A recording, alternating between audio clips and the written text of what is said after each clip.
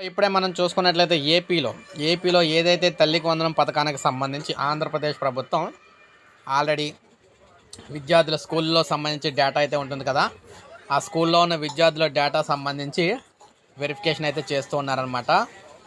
విద్యార్థులకు సంబంధించి గతంలో ఒక్కరికి మాత్రమే ఇచ్చేవారు. ఇప్పుడు ఎంతమంది విద్యార్థులు ఉన్నారు, అందులోని ఆ విద్యార్థులు ఎవరెవరి తల్లిదండ్రులు అనే వివరాలు అయితే స్కూల్లో ఇన్ఫర్మేషన్ అయితే ఉంటుందన్నమాట.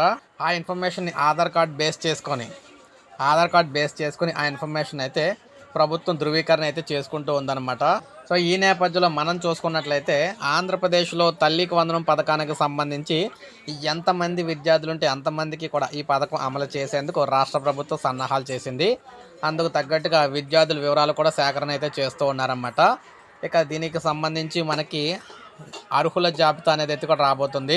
సో ఈ నేపథ్యంలో మనకి ఏప్రిల్ చివరి వారం లేదంటే మే మొదటి వారంలో అర్హుల జాబితా విడుదల చేస్తామని చెప్పేసి ప్రభుత్వం అయితే తెలియజేయడం జరిగిందనమాట. సో దీన్ని బట్టి మనకి ఏప్రిల్ చివరి వారం కావచ్చు, మే మొదటి వారం కావచ్చు, అర్హుల జాబితా అయితే వస్తుంది.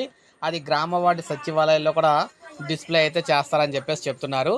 సో అప్పుడు క్లియర్గా ఎవరికైతే రాబోతుంది తల్లికి వందనం 15,000, ఎవరికి రావట్లేదు అనేది క్లియర్గా అందులో అయితే తెలిసిపోతుంది అనమాట. సో ఇది మనకి అర్హుల జాబితాకి సంబంధించి తాజా సమాచారం అనమాట. ఇలాగే ఈ పథకానికి సంబంధించి ఎప్పటికప్పుడు లేటెస్ట్ అప్డేట్స్ అందిస్తూ ఉంటాను. ఒక లైక్ చేయండి, సబ్స్క్రైబ్ చేసుకోవద్దు, మన ఛానల్ సబ్స్క్రైబ్ చేసుకోండి.